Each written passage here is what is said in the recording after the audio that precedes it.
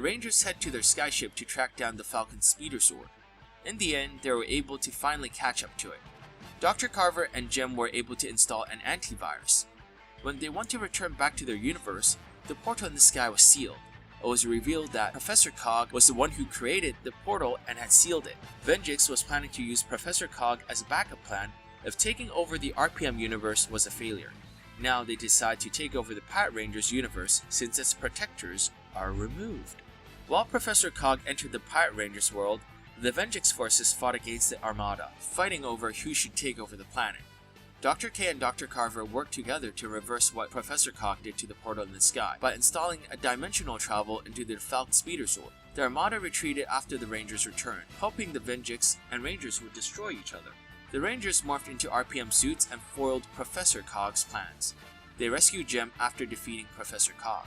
After the Rangers defeats Professor Cog, Scott, Dylan, Jem, and Dr. K entered the pirates' homeworld and had a briefing with them. They thanked the Rangers for saving them and prevent Venjix from returning, ultimately stopping the resurrection of the Machine Empire. As a token of appreciation, Dr. K decides to let the Rangers borrow the Falcon speeder sword if they need it. Now Dr. K will be trying her best to fix the morphers. She is currently working on something called the Beast Morphers. Orion says he will look up into it.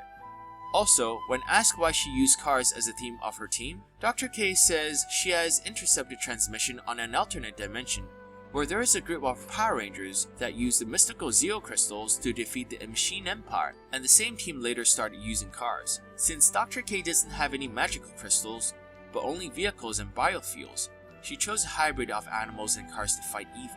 Turns out Dr. K is a Power Rangers Turbo and Zeo fan. In a way, this connected RPM with Turbo, making the events of Turbo less hated by some fans who loves RPM. I hope. Interestingly enough, Dr. K hung up pictures of 3 teams. One would be RPM, another one was Turbo, and finally, Turbo Ranger, a Super Sentai exclusive team that never appeared on Power Rangers. After this event, the team realized being Power Rangers isn't just one team, but it is a legacy. What is done as a Ranger echoes in eternity. The team starts to understand being Power Rangers is more and more meaningful throughout the season. As the season is going to a close, the two-parter called All Hail Prince Vekar, Metal Alice constructs an Armada Megazord. Overconfident, Vekar decides to personally pilot it and defeat the Rangers once and for all. To prove his empire, he is worthy to be king. Quite petty if you think into it. Malkor tried to warn him, but he wouldn't listen. He knows Malkor is only following his orders for his lineage, and not loyal to him. Vekar knows Malkor's true allegiance still lies with his cousin, Vrak. Originally, Vekar defeats the Rangers first. The Rangers had to retreat and repair all of their Zords. Vekar celebrates and sends Argus and a few scouts to hunt and destroy the rest of the Rangers. Troy finally confronts Argus for the last time. The two had a duel. Troy still hoping Titanium Knight can be repaired, but the damage is already done. There is no reverse, as he had asked Dr. K, Casey, TJ, and a lot of the veteran Rangers who are tech savvy. All of them says the protocol is irreversible from the files he has accessed, in the Warstar files. In a heavy heart, Troy emerged victorious after he destroyed Argus, ending their 2-season-long rivalry and freeing Titanium Knight's soul. Titanium Knight's spirit thanked Troy for stopping it from using it to destroy the planet. As established, Prepox was once Vekar's butler and mentor. Vekar realized his only friend has been destroyed and was in despair. He got in his Megazord and blindly charges into battle. All the Rangers resolve power up Orion's ability to channel his powers into the morphing grid to create the ultimate Pirate Megazord, merging the Pirate Megazord, Quantum Flyer, and Falcon Speeder Zord all together. They destroyed Vekar, leaving the chain of command of the Armada stunned. Over time, there were sprinkles suggestion that Troy is piecing his past together and he started recovering from amnesia. Troy researched about his long-lost girlfriend, Chameleact, in the Warstar database. The database says she joined forces with the robotics division, but there was a lab accident which nearly destroyed her and knocked her into a coma. She was placed inside an exoskeleton, so it will heal her, but her mind is accessed by the suit to be used for the Warstar and weapons development, but her whereabouts has been classified. Following that, in the two-parter called The Master's Arrival, Emperor Vrak has returned, and so has his memories. The Civil War has ended. He emerged victorious, and now he is there to punish those on board for insubordination and treason. Remember in Season 1, how did the Armada get neck and neck with the Rangers and nearly destroying them? Yet in Season 2, with more powered up soldiers, the Rangers still managed to pull through. It's because Vrak was a joke. His command is pathetic. You know those video game tutorials you play before actually going onto the actual campaign? The time under Vrak's command was basically that to the Rangers. A bunch of tutorial missions. So Vrak is a legitimate heir, Vekar is the Emperor's nephew. He plots to have the throne once the Emperor and Vrak are dead. Vrak was told to return to his homeworld to fight for his birthright, as there was a civil war earlier on. When Vrak lost his memories, Vekar's followers fought him. Vrak lost poorly and some of his lackeys left him. Argus, Metal Alice, and Malkor were captured. Vekar reprogrammed Metal Alice and Argus to follow him. Reluctantly, Malkor joined, since Malkor swore true loyalty, so he will follow whomever has blue blood. When Vekar was defeated, it was also told that Vrak won the Civil War. Once reaching the throne, Vrak goes over a royal metamorphosis. It also restored his memories, and Vrak changed into this black monstrous thing. Malkor was charged for treason as he helped Vekar during Vrak's absence. Malkor promises Vrak he was waiting for Vrak's return. Metal Alice got reprogrammed to follow his lead again. Malkor was sent to jail. In the next episode, the Rangers met a monster, possible rival of Metal Alice. He was the one who created Argus and would like to mass produce him by capturing humans and merging them with the Ranger Zords. Troy avenged Titanium Knight by destroying him.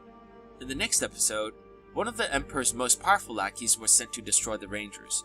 Usually, Emma was very well mannered and reserved, but when she recognized that lackey whom destroyed her homeworld, she went berserk, losing teamwork, which made the Rangers retreat due to the lack of organization. But after admitting to the team about her past, the team decides to help and let her finish off the monster. Showing how strong the team's bond is, they morph into pairs along with Emma, showing the bonds between the Rangers has strengthened throughout these 2 seasons, and how Emma has improved. Later, Vrak decides to send Malkor to destroy the Rangers head-on, as he is running out of scientists. Dr. Carver stumbles upon a database that Noah is a legendary hero and is wanted by the Armada. The other Rangers, except Orion, tries to hide Noah from Dr. Carver, as Zordon has instructed at the beginning of the season. If Orion and Dr. Carver knows about Gosei and Noah, it could actually cause a huge ripple in the space-time continuum. Originally, Dr. Carver has hopes in becoming a legendary hero in his future, but he has mistaken. There were so many mistakes, but he is trying to grow. Orion tells Dr. Carver is legendary in his own ways, and heroes does come in all different shapes and forms. Later, Malkor tracked and forced Viginti to join him in this 2-parter. Malkor easily wipes the floor with his upgraded cybernetic armor, and the Rangers in pirate suits are no match against him when compared to the Megaforce suits. Only Dr. Carver survives the attack, and the rest of the team seemingly incinerated, except for Orion. Viginti and Malkor ignore Dr. Carver while taking Orion away. Malkor takes Orion and prepares a public execution. However, Dr. Carver arrives to rescue Orion, using the Sieg brothers he had recently created to free Orion, while he himself tries to distract Malkor. We see Dr. Carver using a prototype green Megaforce suit and Mystic Force powers, but he was no match one-on-one against Malkor. Then the other Ranger shows up. Turns out they were rescued by Viginti's Titanium Ranger earlier. Before they knew it, Viginti stabs Malkor in the back, literally, before he can kill the Rangers. Viginti claims he has no interest in working with the Armada Empire and needs the Rangers alive to collect all the Ranger powers.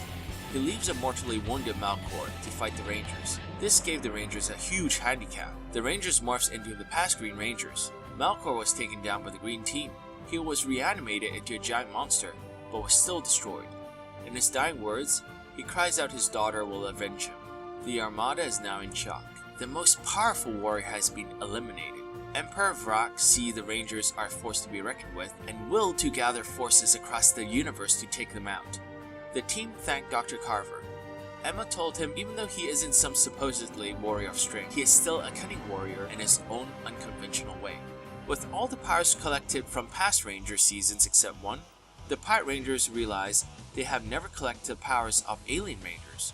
Thus, they decide to look for the temple they have protected, the Temple of Power. As it turns out, in the original timeline before Jen told the pirates to travel back in time, their armada was responsible for the death of Ninjor. From this, they rescue Ninjor, who has been dimension and time hopping, learning about the ways of the samurai in the samurai dimension. He was resting in a temple where originally Metal Alice was planning to destroy. It has been sealed by the armada in a pocket dimension similar to the villains from Ninja Storm. It is a heavily guarded prison now. Vrak wants to use Ninjor to learn more about the morphing. After fighting heavy defenses and the Rangers transforms into a few teams, Orion finally got to the jail guard. He defeated the jailer and releases Ninjor. Ninjor was unsure if it was an elaborate armada trick to give over the ninja powers. He decides to stay with the pirates to observe the team and see if they are worthy of possessing the swift powers of the ninja. During this arc, Jake and Dr. Carver were temporarily possessed by the monster of the day, showing the worst sides of them, along with a lot of humans who were affected by the monster. But in the end, the rest of the Rangers were able to show Ninjor the better sides of them. Ninjor joins them in the fight against the monster of the day. They realized the ultimate power of the Season 3 of Mighty Morphin Power Rangers was actually Ninjor. After the battle, Ninjor decides he will go dimension hopping to tell the other Rangers and see what they can do to travel to this dimension to help the Pirate Rangers.